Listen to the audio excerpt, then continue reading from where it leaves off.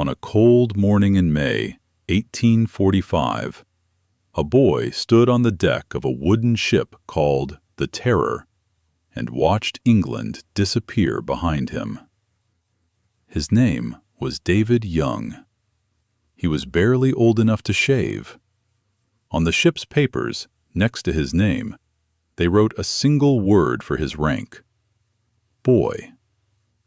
He was going to sail to the top of the world, find a passage no man had ever charted, and be home by Christmas of next year. A hero. That was the plan. 128 men sailed with him. 2 of the finest ships the British Empire had ever built. 3 years of food, tinned meat, fine china, a library of 1,000 books. They were, quite literally, unsinkable. Not one of them ever came home. No survivors, no ship, no graves anyone could find. For 170 years, the Arctic kept the secret of what happened to David Young. Frozen. Until now.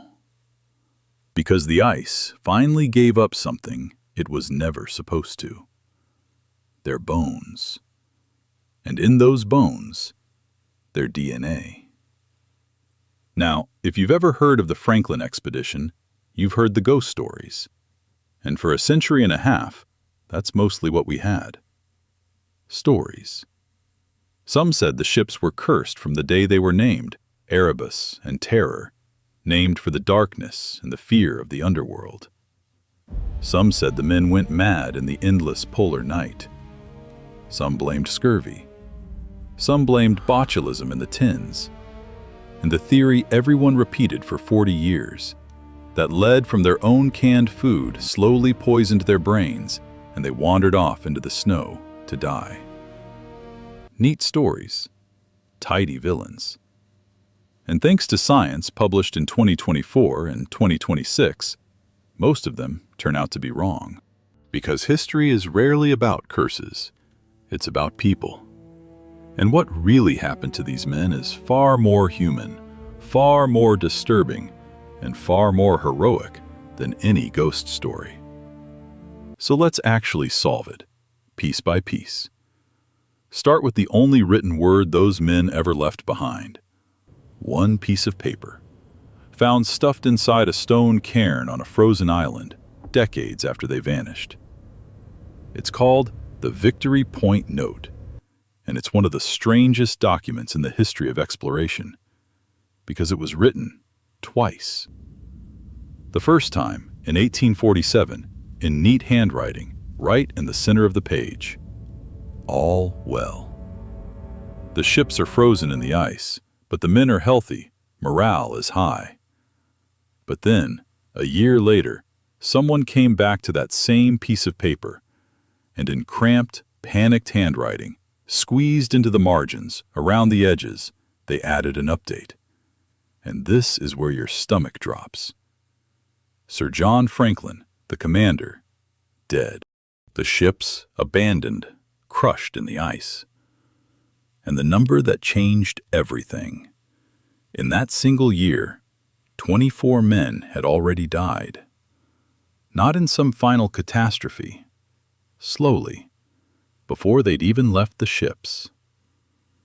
The 105 survivors wrote that they were setting out on foot, dragging lifeboats loaded with silverware and books across hundreds of miles of ice, heading for a river they would never reach.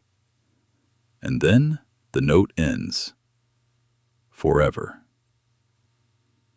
For decades, the answer seemed obvious. The tins. This expedition carried 8,000 cans of food, brand new technology in 1845, sealed with thick, sloppy seams of lead solder. Some of it dripped down inside the can, straight onto the meat they were eating. And when scientists tested the bones and hair of the Franklin dead, they were saturated with lead. Case closed, everyone said.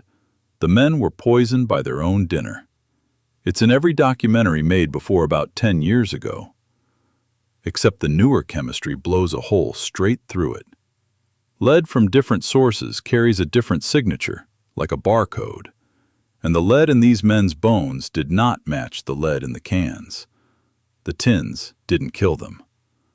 What their bodies were actually screaming was something else. Fingernails record your health, month by month, like tree rings, and theirs showed severe zinc deficiency, a mineral you get from meat. Their immune systems were collapsing from the inside, which points to a very different killer. Not madness, not a cursed tin. Disease, tuberculosis, tearing through starving, freezing men crammed into dark ships for 2 winters. The lead was there, but it wasn't the executioner. It was just one more weight on men already dying by inches. But disease still doesn't explain the worst thing the ice was hiding. For that, you have to hear what these men did in their final days, and listen to the one group of people London called liars for saying it out loud. Because the Franklin expedition was never a mystery to everyone, someone watched it happen.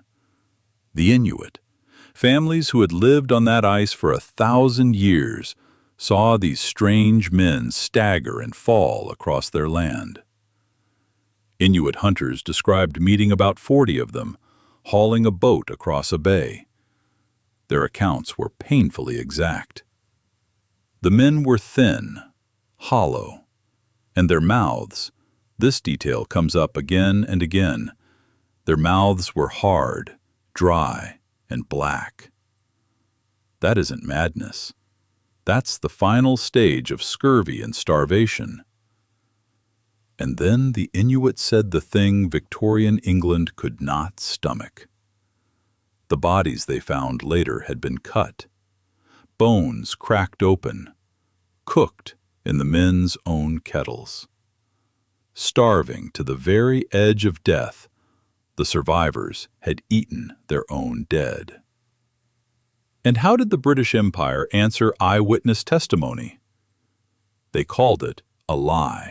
Charles Dickens himself wrote essays trashing the Inuit, insisting no noble English sailor could ever do such a thing.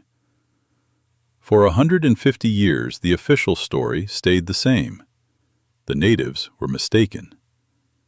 The Inuit were not mistaken. And in 2024, a single tooth pulled from a jawbone buried on that island would prove it beyond any argument left to make. His name was James Fitzjames. In 1845, he was one of the most charismatic officers in the Royal Navy, captain of HMS Erebus, Franklin's own flagship. Handsome, funny, brave.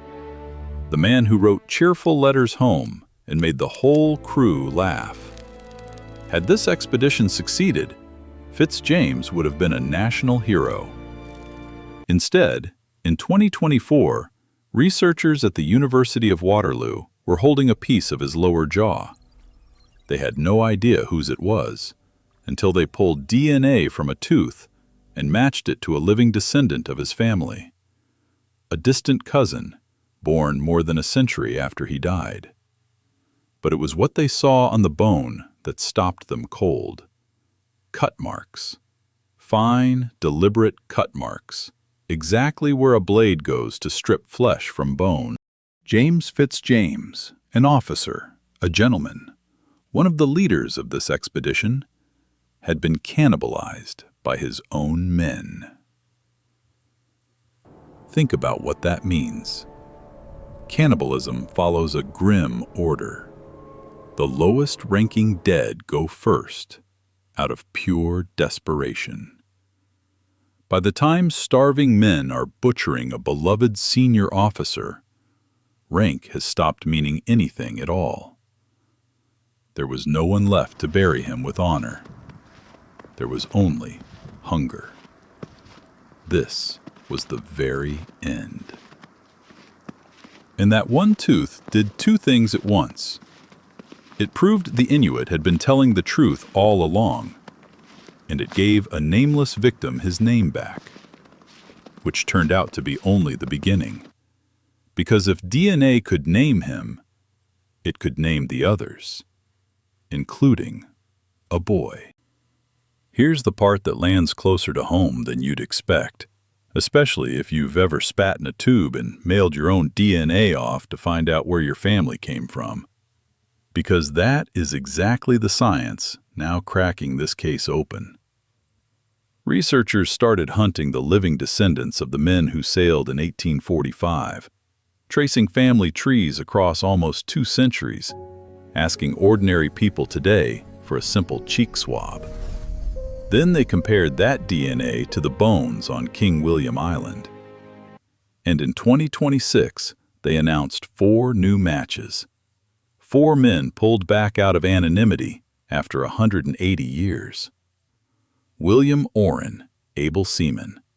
John Bridgens, a subordinate officer's steward. Harry Pegler, captain of the foretop, the man who left behind those strange, water-stained papers no one could ever explain. And a 4th name, David Young, the boy from the deck of the Terror, the teenager who was going to be home by Christmas. When they compared the bone in the ice to the blood of his living descendants, the genetic distance came back as 0, an exact match. Somewhere tonight, a living person carries the DNA of a boy who died on the Arctic ice and never knew his name would be spoken again. 6 of these men have their names back now, and the search isn't over. There are more bones, more families, more cheek swabs still waiting to be matched. So what really killed the Franklin crew? Not a curse, not madness from a tin can. A chain of very human things. 2 ships locked in ice that never melted.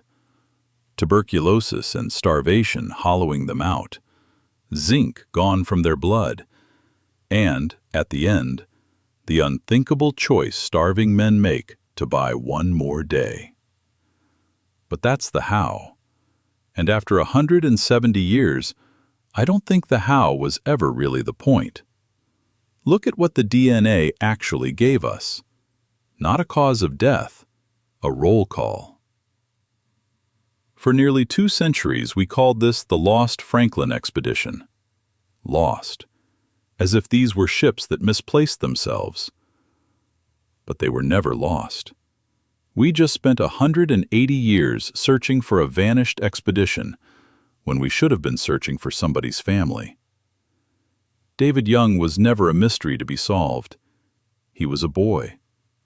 And somewhere tonight, there's a family that can finally say, we know where he went, we know his name, and we never really lost him at all. If this reached you, do one thing. Say his name in the comments. And subscribe. The search is still going. More of these men are being identified right now, and when the next name comes home, we'll be here to tell you whose it was. If you want to see more about how DNA is rewriting history, subscribe. Every week we find another story that science tells differently.